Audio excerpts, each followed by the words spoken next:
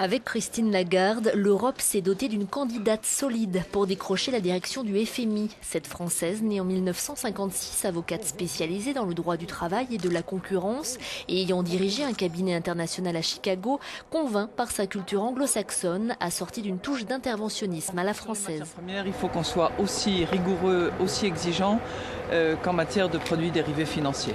Les risques sont les mêmes, les mouvements s'effectuent soit au bénéfice des uns, soit au bénéfice des autres, et il faut qu'on ait des mécanismes pour permettre une bonne régulation. Et ça veut dire donc ce qu'on appelle les limites de position pour éviter que des faiseurs de marché, des market makers, tiennent des positions trop importantes. La crise financière, économique, de la dette et de l'euro a donné à la ministre de l'économie française l'occasion de démontrer ses atouts.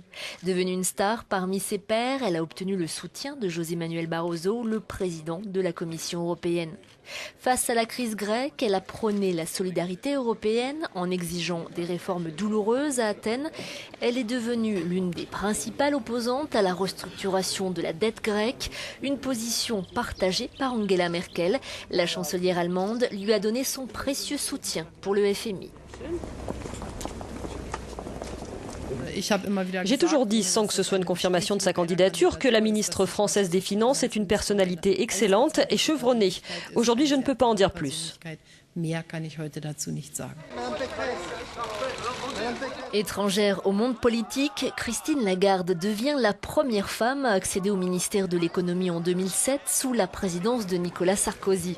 Après quelques gaffes au début, elle devient indispensable à la suite de sa gestion de la crise économique qui a permis à la France de limiter les dégâts. Christine Lagarde est la ministre de l'économie qui a le plus duré à ce poste sous la Ve République. Le seul souci pour elle s'appelle le Crédit Lyonnais.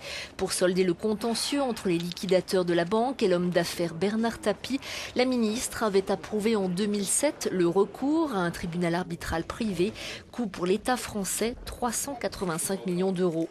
La justice devrait dire le 10 juin, jour de la clôture des candidatures pour le FMI, si elle ouvre oui ou non une enquête concernant Christine Lagarde.